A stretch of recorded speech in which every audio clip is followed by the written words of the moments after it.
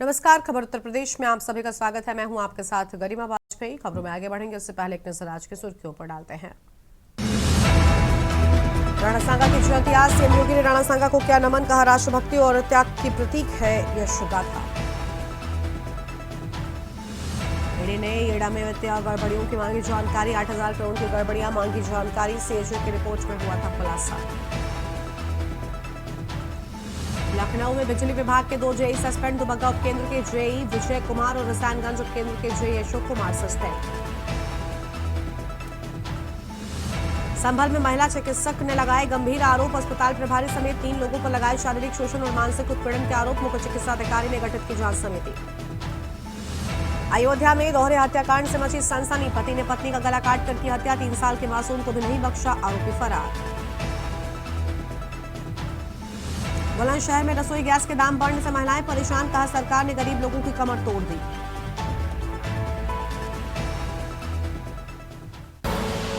आप देख रहे हैं के न्यूज, खबरों का सारथी। लखनऊ से खबर है, यूपी में निवेश के लिए 19 विदेशी शहरों में होंगे रोड शो। सरकार ने 33 लाख करोड़ का निवेश लाने का टारगेट तय किया है। डॉलर की अर्थव्यवस्था की मुहिम में यूपी सरकार कर रही तैयारी, बड़ी जानकारी आपको हम बता रहे हैं।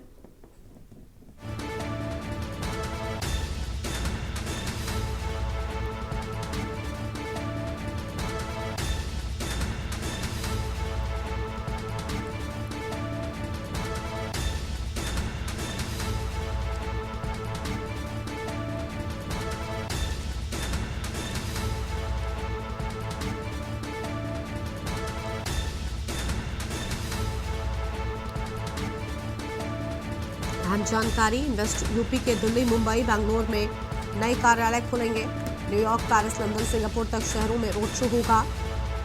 100 करोड़ का निवेश लाने का 2027 तक का लक्ष्य तय किया। जापान में पेश होगा इन्वेस्टर समिट 26 का खाका, बड़ी जानकारी आपको हम बता रहे हैं।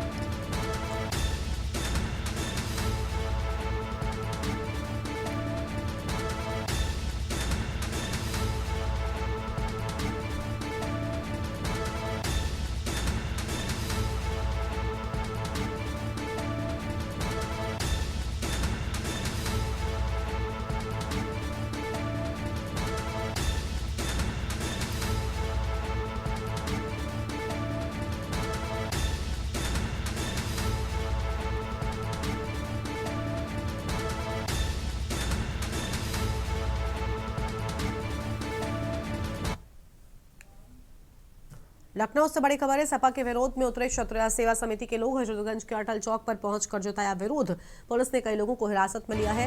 भारी पुलिस बल तैनात हजरतगंज चौराहे पर और क्षत्रिय सेवा समिति के राष्ट्रीय अध्यक्ष पहुंचे। कई कार्यकर्ता भी हजरतगंज पहुंचे। अखिलेश यादव राणा सांगा पर दिए बयान पर माफी मांगे, उनकी ओर से अहम बातें कही गई है।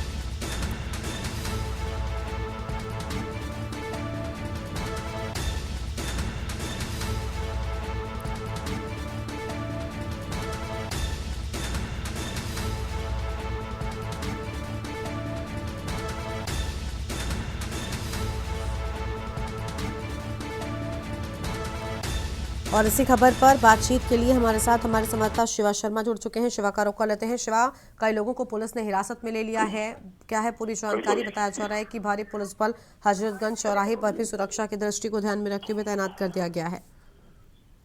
देखिए, राणा संगा की आज जयंती है और तमाम जो संत समाज के लोग हैं, चाहे छत्री समाज के लोग हो या किसी अन्य समाज के लोग हो, वो लालजी सुमन द्वारा, जो समाजवादी पार्टी के सांसद हैं आगरा में, उनके द्वारा दिए गए बयान पर आक्रोश जता रहे हैं। और बीते दिनों में हमने उत्तर प्रदेश के अलग अलग जिलों में देखा और लखनऊ में आज जो विरोध प्रदर्शन है वो सब समाज का है और उसी को देखते हुए भारतीय पुलिस बल लखनऊ के हजरतगंज स्थित अटल चौक चौराहे पे है। पीएसी की जो फोर्स है, लोकल इंटेलिजेंस यूनिट के जो अफसर है और जो पुलिस की टुकड़ियां है, वो पूरे इलाके में तैनात की गई है ताकि कोई भी प्रदर्शन न कर पाए।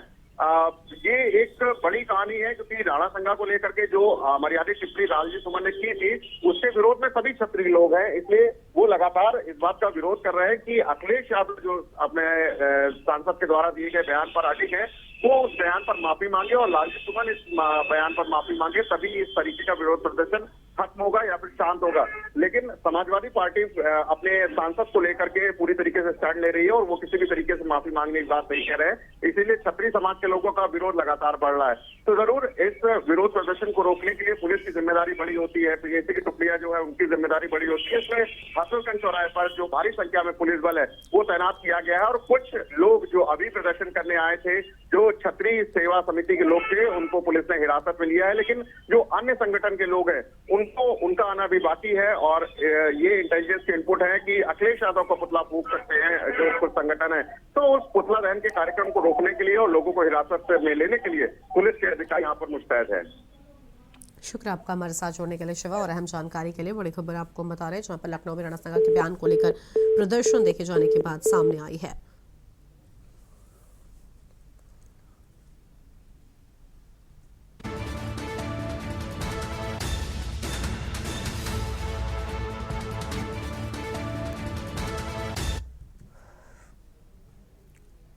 बाराबंकी से खबर है जहां पर ग्राम प्रधान पर तालाब पट्टे में गड़बड़ी के आरोप की बात सामने आई। बड़ी जानकारी आपको हम बता रहे हैं और ग्रामीणों ने जिलाधिकारी को सौंपा प्रार्थना पत्र। प्रधान रमला देवी पर लगाया पक्षपात का आरोप। अहम खबर आपको हम बता रहे हैं।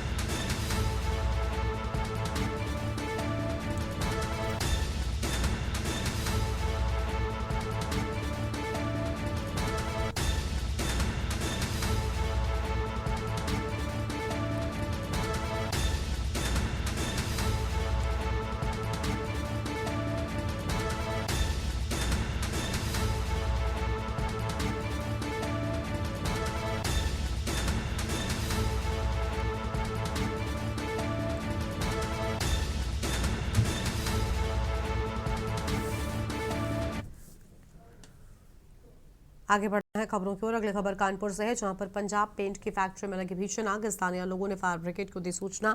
दमकल विभाग की 3 गाड़ियां आग बुझाने में जुटी। 2 घंटे की मशक्कत के बाद आग पर काबू पाया गया। आग में लाखों का माल जलकर खाक हो गया है। फजलगंज थाना क्षेत्र के फैक्ट्री एरिया की पूरी घटना सामने आई है।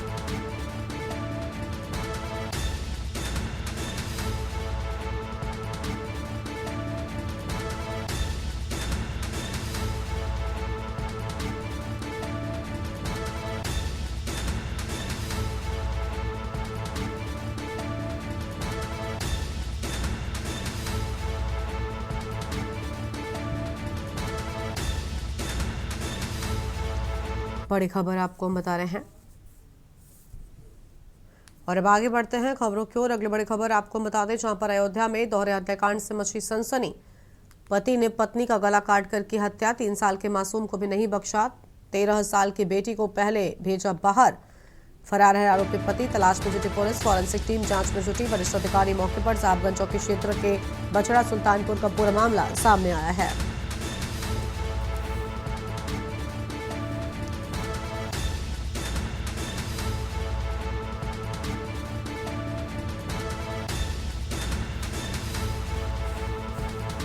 अहम खबर आपको हम बता रहे हैं। फॉरेंसिक टीम जांच पड़ताल में जुटी, वरिष्ठ अधिकारी मौके पर पहुंचे। ये बड़ी जानकारी आपको बता रहे, साहबगंज चौकी क्षेत्र के बछड़ा सुल्तानपुर का पूरा मामला सामने आया है।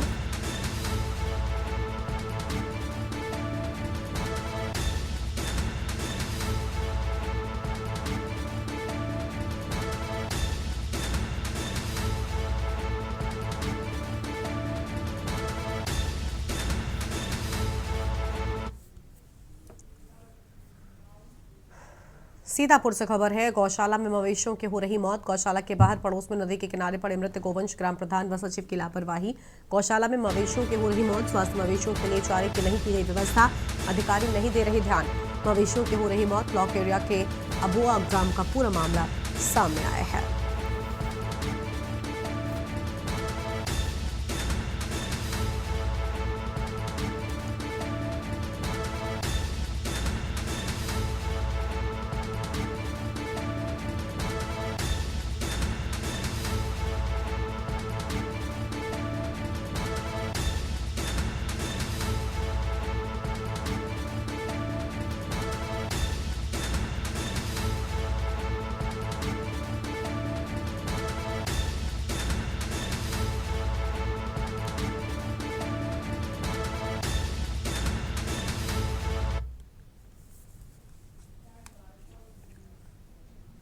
संभल जिले के रजपुरा सीएचसी में तैनात महिला सीएचओ ने अस्पताल प्रभारी समेत 3 लोगों पर शारीरिक शोषण और मानसिक उत्पीड़न के गंभीर आरोप लगाए। पीड़ित का कहना है कि अस्पताल के कार्य का दबाव बनाकर उसका शोषण किया गया। शिकायत मुख्यमंत्री पोर्टल से लेकर महिला आयोग तक की गई, लेकिन 1 महीने के बाद भी कार्रवाई न होने पर पीड़िता अधिकारियों के चक्कर काट रही है। मुख्य चिकित्सा अधिकारी डॉक्टर तरुण पाठक ने 4 सदस्यीय जांच टीम गठित कर मामले की जांच शुरू करने की बात कह दी है।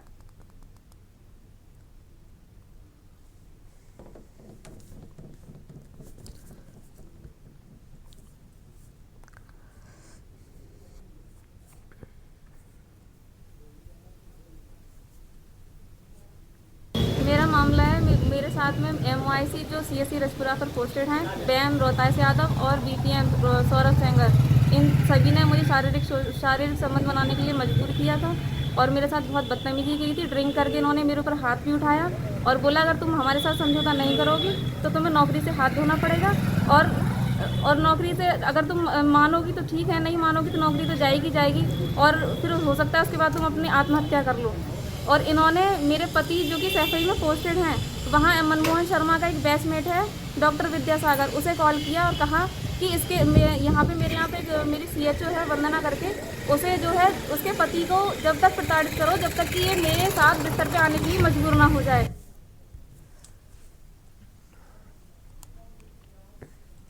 अगली खबर कानपुर से है, जहां पर राष्ट्रीय शिक्षा नीति 2020 के तहत शिक्षा में समानता लाने की दिशा में बड़ा कदम उठाया गया है। शैक्षिक सत्र 2025 से 26 से उत्तर प्रदेश मदरसा शिक्षा परिषद ने कक्षा 1 से 3 तक NCERT की पाठ्यपुस्तकें लागू करने का निर्णय लिया है। कानपुर के 182 संचालित मदरसों में से 24 मान्यता प्राप्त मदरसों में बदलाव लागू होगा।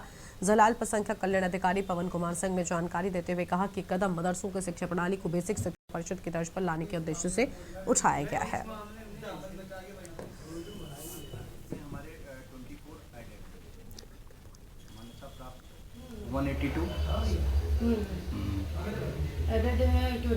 बीस में राष्ट्रीय शिक्षा नीति आने के उपरांत प्राथमिक शिक्षा में एकरूपता, पाठ्यक्रमों में एकरूपता और समानता लाए जाने के उद्देश्य से वर्ष 2023-24 से बेसिक शिक्षा परिषद की भांति मदरसा शिक्षा परिषद द्वारा SCERT के पाठ्यक्रम लागू किए गए थे।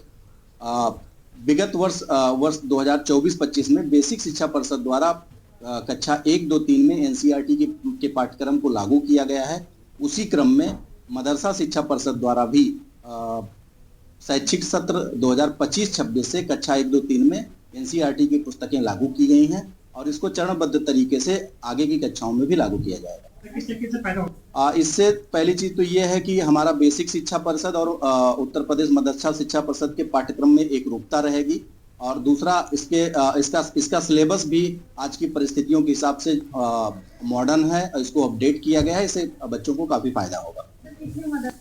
जनपद कानपुर नगर में टोटल मान्यता प्राप्त 182 मदरसे संचालित हैं, जिसमें हमारे 24 मदरसे राज्य अनुदानित हैं, जिसमें SCRT NCERT की पुस्तकें बेसिक शिक्षा परिषद द्वारा उपलब्ध कराई जाती हैं। लखनऊ विकास प्राधिकरण की प्रवर्तन टीम ने शुक्रवार को मोहनलालगंज क्षेत्र में 3 अलग अलग स्थानों पर अवैध रूप से की जा रही प्लॉटिंग पर बड़ी कार्रवाई करते हुए बुलडोजर चलाया है। भसंडा स्थित मोरावा रोड पर स्पर्श सिटी के नाम से 40 बीघा क्षेत्रफल में उमाकांत सिंह व अन्य द्वारा की जा रही अवैध कॉलोनियों को ध्वस्त किया गया। ये प्लॉटिंग पहले भी ढहाई जा चुकी थी, लेकिन पुनः निर्माण किया जा रहा था, तो वहीं पास में ही सुनील कुमार चौबे, राकेश तिवारी व अन्य द्वारा 7 बीघा भूमि पर विकसित की जा रही कॉलोनी को भी गिरा दिया गया। इसके अलावा रानीखेड़ा टेहवा क्षेत्र में उपवन सिटी के नाम से लवकुश यादव के द्वारा 50 बीघा में बनाई जा रही कॉलोनी पर भी कार्रवाई करते हुए सड़क, नाली और बाउंड्री वॉल को पूरी तरह से ध्वस्त कर दिया गया। LDA ने स्पष्ट किया कि बिना लेआउट पास कराए कोई भी कॉलोनी विकसित नहीं की जा सकती और आगे भी अवैध निर्माण के खिलाफ सख्त कार्रवाई जारी रहेगी।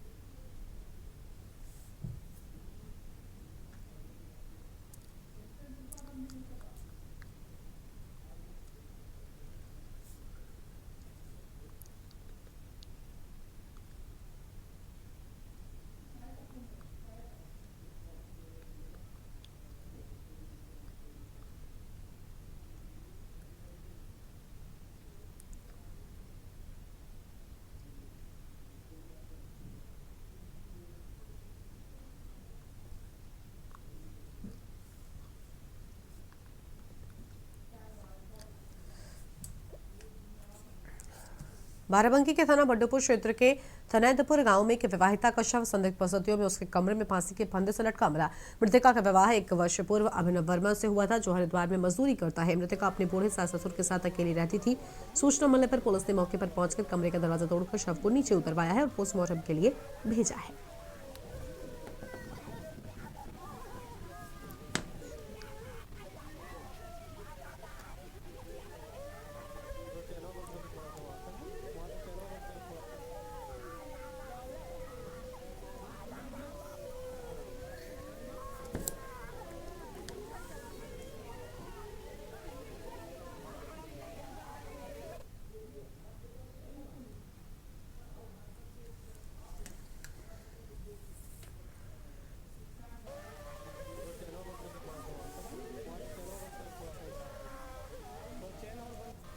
चंदौली जनपद के डीडीयू जंक्शन से ट्रेनों से बिहार अवैध शराब तस्करी का खेल बदस्तूर जारी है, तो वहीं पटना जीआरपी की छापेमारी के बाद चंदौली पुलिस जागी है और बिहार शराब सप्लाई के सिंडिकेट पर शिकंजा कसा जा रहा है। चंदौली पुलिस की स्वाट सर्विलांस टीम ने अली नगर पुलिस के साथ थाना क्षेत्र के परशुराम स्थित शराब के अवैध गोदाम का भंडाफोड़ किया। टीम ने गोदाम से 2 नाबालिग, 5 महिला समेत 22 तस्करों को गिरफ्तार किया है। साथ में बड़ी मात्रा में अवैध शराब भी बरामद हुई है। आपको बता दें कि लोकल थानों के पुलिस और आबकारी विभाग संरक्षण में एक गोरख धंधा चल रहा है। एसपी चंदौली की सख्ती के बाद क्राइम ब्रांच ने छापेमारी की है।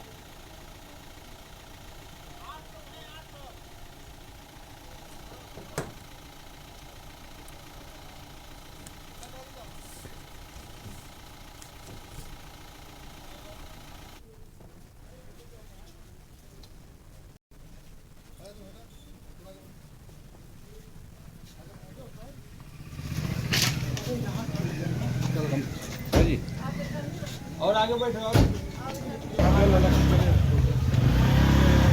चंदौली में श्रीमान पुलिस अधीक्षक महोदय के निर्देशन में अवैध शराब की रोकथाम के विरुद्ध चलाए जा रहे अभियान में कल थाना अलीनगर टीम तथा एसओजी चंदौली टीम द्वारा परशुरामपुर सिकटिया, जो कि थाना अलीनगर अंतर्गत स्थित है, में एक अवैध शराब भंडार गृह से छापा मार करके महिलाओं तथा किशोरों समेत कुल 22 अभियुक्तों को गिरफ्तार किया गया, जिनके पास से अवैध शराब तथा भंडार गृह से अवैध शराब बरामद हुई, जिसको भी कब्जे में लिया गया। प्रारंभिक पूछताछ में अभियुक्तों द्वारा यह जानकारी दी गई कि उनके द्वारा यह शराब ट्रेन के माध्यम से बिहार राज्य में ले जाकर अवैध तरीके से उसको बेचा जाता है। इन सभी अभियुक्तों तथा इनके पास से बरामद अवैध शराब को कब्जे में लेकर विधिक कार्यवाही थाना अलीनगर अंतर्गत प्रचलित है। इसके साथ ही यह भी अवगत कराना है कि इस सप्लाई चेन में आने वाले अन्य संलिप्त व्यक्तियों तथा अनुज्ञापी जिनके पास से इस प्रकार अवैध शराब को सप्लाई किया जा रहा है तथा भंडार गृह या अपना मकान परिसर देने वाले ऐसे व्यक्ति जो इस अवैध शराब के धंधे में संलिप्त हैं, उन पर भी सख्त से सख्त कार्रवाई विवेचनात्मक क्रम में की जाएगी। पीलीभीत के थाना सुनगढ़ी क्षेत्र के चढ़ियादह के प्राथमिक विद्यालय के पास स्थित तालाब से एक महिला का कंकाल बरामद हुआ। स्थानीय ग्रामीणों ने शव देखकर पुलिस को सूचना दी, जिसके बाद सीओ सिटी दीपक चतुर्वेदी ने पुलिस टीम के साथ मौके पर पहुंचकर जांच की। शव पर गर्म कपड़ों और हाथों में चूड़ियां पाई गईं, जिससे अनुमान लगाया जा रहा है कि यह शव काफी पुराना हो सकता है।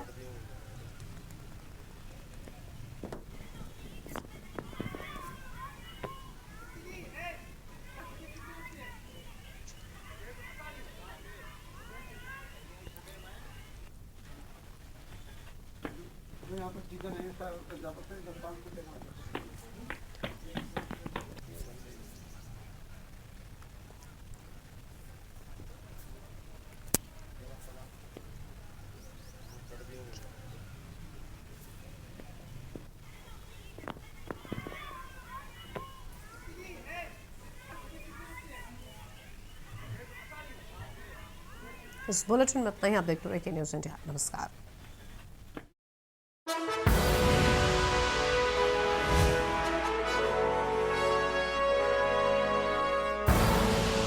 आप देख रहे हैं के न्यूज़, खबरों का सारथी।